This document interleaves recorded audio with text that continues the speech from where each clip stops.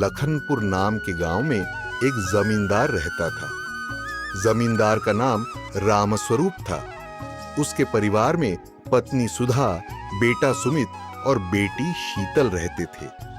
एक दिन सुमित ने अपने माता पिता से कहा, पापा, मेरी बैंक में नौकरी लग गई है। शाबाश बेटा, मैं आज बहुत खुश हूँ। आज मैं तुम्हारी पसंद का खाना बनाऊंगी। बताओ क्या खाओगे? मुझे पूरी और भाजी चाहिए।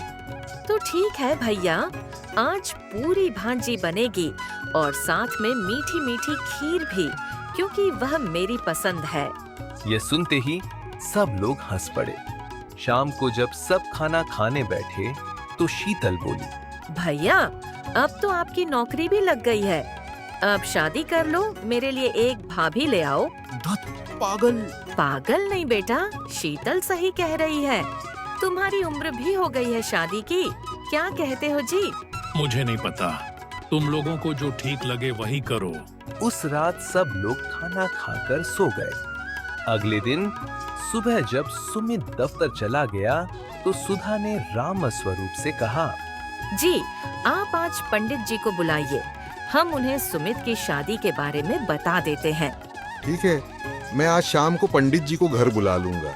बोलिए जमींदार साहब, अचानक क्यों बुलाया? कोई पूजा करानी है क्या? अरे नहीं पंडित जी, दरअसल सुमित की बैंक में नौकरी लग गई है, तो हमने सोचा कि अब उसकी शादी कर दें। आपके नजर में कोई अच्छी लड़की हो तो बताइए। मेरे नजर में एक लड़की है, दिव्या। हमारे बगल के गांव में रहती है। बहुत ही गुणी और संस्कारी है। आपको ऐसी बहू और कहीं नहीं मिलेगी। पंडित जी, लड़की को हम कब देख सकते हैं? कोई अच्छा सा मुहूर्त बताइए। कल का दिन बहुत शुभ है, चाहे तो मैं कल ही तारीख रख देता हूँ। ठीक है, कल ही चलते हैं। अगले दिन सुबह जमींदार का पूरा परिवार लड़की देखने गया। आइए भाई साहब, बैठिए। अरे, जरा मेहमानों के लिए चाय नाश्ता लाओ। चाय नाश्ता के बाद सुधा बोली, जरा हमारी होने वाली बहू को भी बुलाइए। अरे रितु, जरा अपनी दीदी को लेकर आओ। थोड़ी देर में दिव्या शर्माते हुए बाहर आई और सबके पैर छूकर प्रणाम किया। पर सब हैरान रह गए क्योंकि दिव्या बहुत मोटी थी। लड़की तो बहुत संस्कारी है, मगर हम ये शादी नहीं कर सकते। लड़की बहुत मोटी है। चलिए जी, अब चलते हैं। ये सुनकर सुधाकर हाथ जोड़कर बोला, भाई साहब, ऐसे मत जाइए, वरना हमारी बहुत बदनामी होगी। बहन जी, हमारी बेटी में क्या कमी है? उसे मोटा होने के कारण न ठुकराइए। देखिए बहन जी, आपकी बेटी सचमुच बहुत मोटी है, इसलिए हम इसकी शादी अपने सुमित से नहीं कर सकते।